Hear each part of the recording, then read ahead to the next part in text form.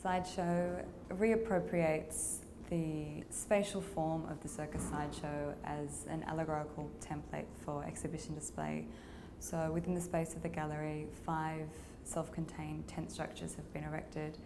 They're not totally freestanding island tents. They are networked together in a kind of labyrinthine structure, and they present as just differentiated spaces that are separated by walls of hanging black fabric. So it's not directly associated with the aesthetics of the sideshow. It's abstracted and refined to a kind of elemental form of the sideshow. It's quite a simplified rendition of the sideshow tent. And within these tent structures, there are 5 micro exhibitions, which are clusters of 2 or 3 artists that have their own internal logic and their own aesthetic schemes, and each of those artists are dealing with the grotesque body or the body on display in some way. The sideshow is an entertainment phenomenon that has its own cultural lineage and cultural trajectory, but it's being treated here as a kind of metaphoric plot point or a framework for the show. So while the show is indebted to and draws on the mode of operation and the mode of engagement with each exhibition, in inverted commas, it doesn't cultivate a direct and explicit thematic association with the sideshow. It's treating the sideshow as a kind of provocation and something that can be teased apart and used as an allegory and reappropriated within the gallery space.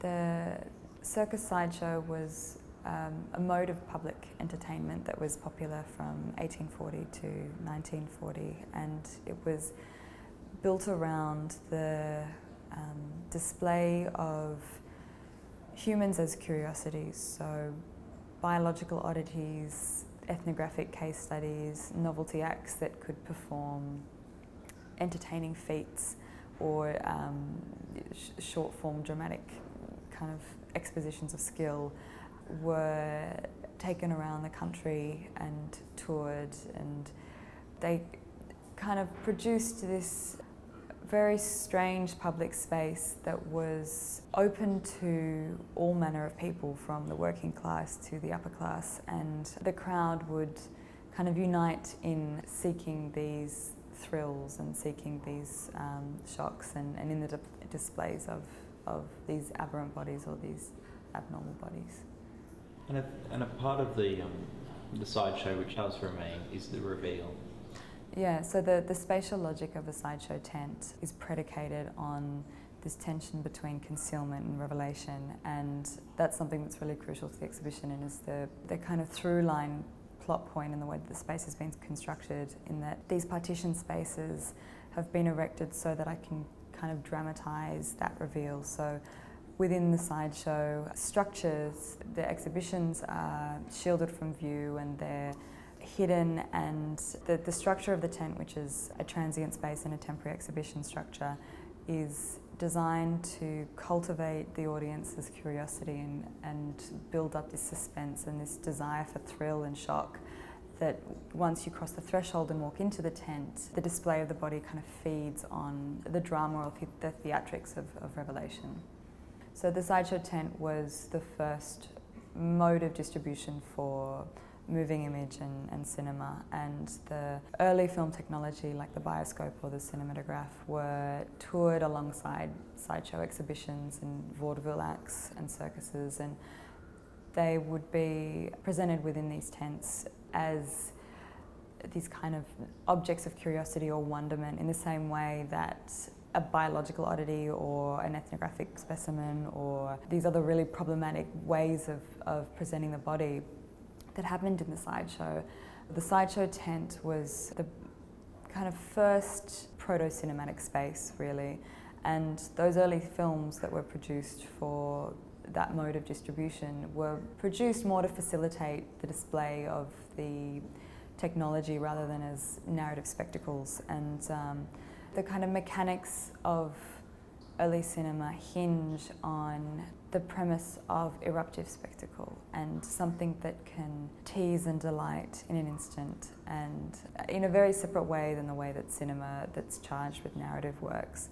You know, you just need to look at Charlie Chaplin's slapstick gags. You know, that's a lot later than these early films, but in the way that they have their own internal logic, and they don't need a narrative to operate, and they don't need a narrative to seduce their audiences. And that kind of mode of performance is the same mode that the Sideshow exhibition kind of depends on and relies on and cultivates in its audience. The bodies and the figures that are on display aren't afforded personalities. They're not afforded they're afforded backstories in the sense that they have these fabricated, really exaggerated, made-up stories that are designed to draw audiences in, but they're not afforded any kind of performative agency beyond just being purely this spectacle or this curiosity that someone can walk in and just gawk at and drop their jaw and then move out. So they kind of depend on that they're performers and they're within a very theatrical environment, and the Sideshow tent is a stage and it's a frame, and it contains them and allows them to perform, but their performance is very tightly controlled and very mediated. Yeah, mediated and reined in and shackled. It's a very violent mode of performance, I think. And it's the idea of performative agency, it's a very manicured way of, or manacled perhaps, way of viewing. Yeah, of course. And, for the audience as much as the performers as well, they're kind of coerced into this very strict delineation between us and them. There's the performer on the pedestal that is this outlier and this other and these aberrant bodies that aren't allowed to have anything to do with the faceless mass of the crowd that's walking past them in a procession line. And it's very regimented in the way that it codifies the performer but also the audience, and it creates a very strict line between what a body should be and instances where it doesn't comply with that image of a body. So the Sideshow tent is a very forceful image making tool in that it constructs an image of difference and of otherness and of aberrant form that is very restrictive and very violent. Beyond the task of finding the work and then revealing it through the curtain, once you're in the space, outside of the ones with the corners, but even within as well, the walls are movable, and the works on the black background, on this movable black background, this unstable kind of black background, float there as well. So they're kind of given this lack of ground, and the walls and the space move with the wind. Yeah, and that instability was really important to the show, and I wanted to play with that. Especially, that was kind of why I wanted to work with these semi-transparent walls. They're not totally transparent. There's just a 40% loss, so you can just see the outlines of things or catch snatches of colour through the walls. And I wanted to see how creating a kind of unstable environment that did move with you as you walked would kind of also make you hyper aware of your surroundings. And it also relates to the fact that a sideshow is a temporary exhibition space. It's erected in a vacant lot and lasts for about a week and then is dismantled and moved on to the next town. So that transient nature of the space is also something that I was